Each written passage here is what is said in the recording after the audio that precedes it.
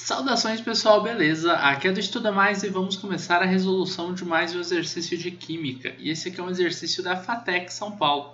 O volume ocupado por qualquer amostra de água depende da temperatura da amostra. O gráfico a seguir representa a variação de volume de certa amostra de água em função de sua temperatura. Então basicamente esse gráfico aqui, no eixo Y a gente tem o volume e aqui no eixo X a gente tem a temperatura.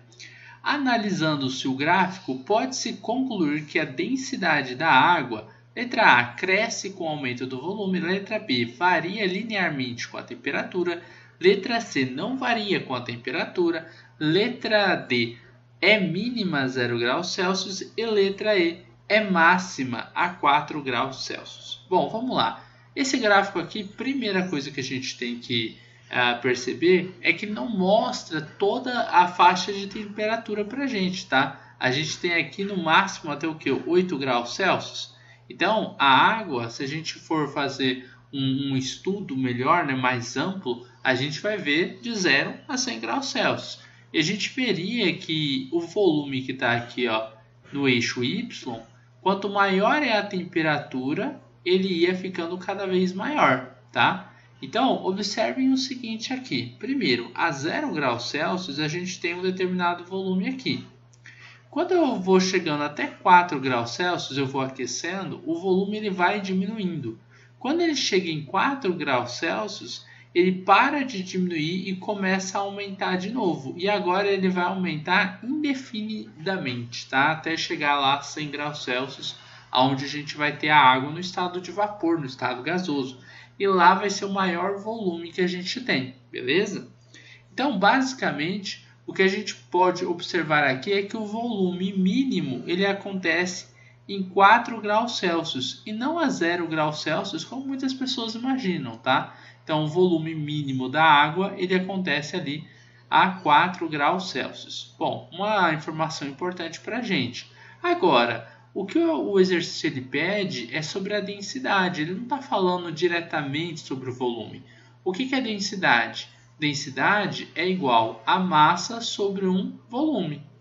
Vamos supor que eu queira fazer uma comparação aí, que eu quero fazer uma análise entre a densidade e o volume. O que acontece quando eu tenho densidades cada vez maiores? Os meus volumes eles têm que ser menores. Eles são inversamente proporcionais. Quando eu tenho densidade pequena, o volume ele tende a ser maior. Tá? Isso acontece para que uma determinada massa seja constante. Por exemplo, vamos supor um exemplo aqui onde a massa ela vai valer 10. Tá? Eu vou falar que eu tenho uma massa fixa que vale 10 gramas. E aí eu tenho uma densidade e eu tenho um volume. Vamos supor, então, que a minha densidade ela vale aqui algo como 5 gramas por mol, 5 gramas por mol, não, 5 gramas por ml, e o meu volume ele vale 2 ml.